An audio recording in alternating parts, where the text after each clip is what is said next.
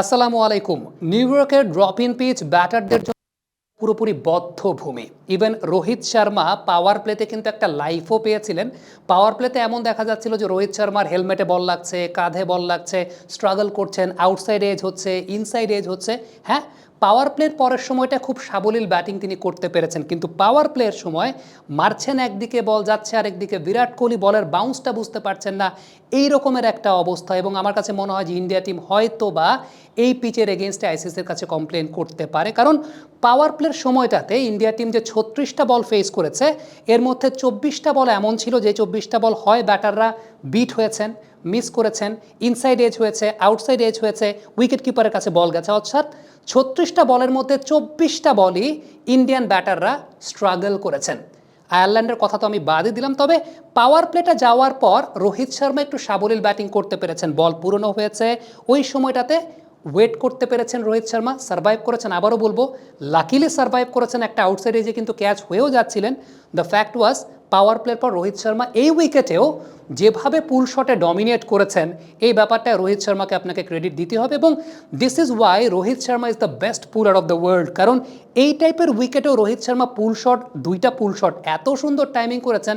কেন রোহিত শর্মার পুল শট অন্য সবার চাইতে ডিফারেন্ট, সে ব্যাপারটা আলোচনা করতে চাইলে আমরা যদি একটু খেয়াল করি, একটু খেয়াল করে দেখেন, বোলার যখন বলটাকে রিলিজ করতে যাবে, বোলার বলটাকে রিলিজ করার আগেই রোহিত শর্মা কিন্তু রেডি পজিশনে চলে গেছেন। খেয়াল করে দেখেন, একদম ব্যাক অ্যান্ড অ্যাক্রস থেকে বোলার বল ছাড়ার আগেই রোহিত শর্মার সামনের পাটা খেয়াল করে দেখেন, he is very much ready.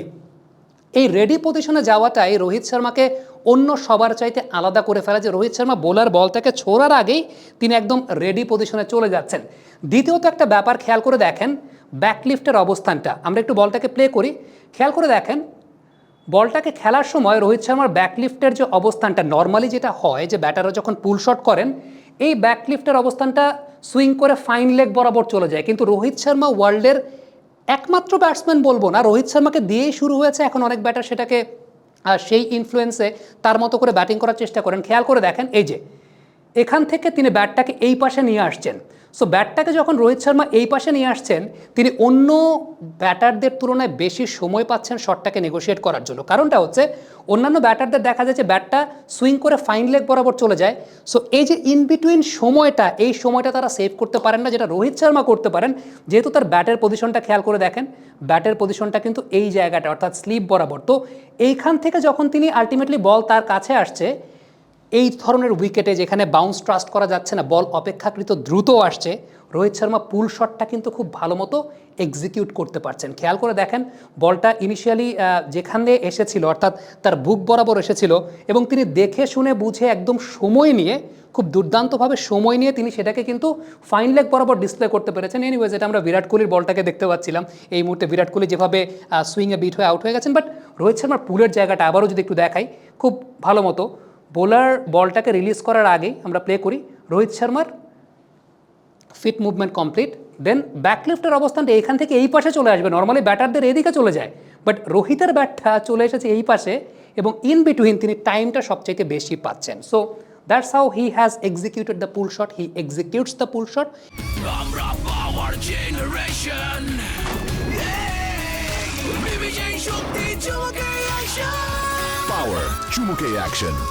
এবং এই কারণে রোহিত শর্মা অন্য সব ব্যাটারদের তুলনায় তার পুল শটটা ওয়ার্ল্ডের নাম্বার 1। তবে আবারও বলছি, রোহিত শর্মা কিন্তু আউট হন নাই, তার হাতে বল লাগার পর তিনি রিটায়ার্ড হার্ট হয়েছেন। সো আলটিমেটলি ইন্ডিয়া টিমকে এই পিচের এগেনস্টে কমপ্লেন দিবে কিনা, কারণ অতীতে আমরা দেখেছি যে অনেক পিচে কিন্তু আছে ইনস্ট্যান্ট খেলা বন্ধ হয়ে গেছে, আম্পায়ার যদি মনে করেছেন যে এই পিচে খেলাটা ডেঞ্জারাস। সো ইন্ডিয়ান প্লেয়াররা যদি মনে করে যে এই পিচে খেলা ডেঞ্জারাস, কারণ পাওয়ার প্লের সময়টা, বলছি না যে পাওয়ার প্লের পরের সময়টা, পাওয়ার প্লের সময়টা ইট ওয়াজ ভেরি মাচ ডেঞ্জারাস, কারণ বল এমনভাবে সিম মুভমেন্ট করছিল, এই জায়গাটা কিন্তু খুব উল্লেখযোগ্য যে মেবি একটা কমপ্লেইন ফাইল কিন্তু হতেই পারে। Thank you very much. Comment বক্সে আপনাদের মন্তব্য মতামত জানতে চাই। আর রোহিত শর্মার পুল শট এই রকম কন্ডিশনেও সার্ভাইভ করেছেন, ওয়েট করেছেন, এরপর পুল শট এক্সিকিউট করতে পেরেছেন, কমফোর্টেবল হয়েছেন, আপনারা কী মনে করছেন কমেন্ট বক্সে লিখে পাঠাবেন।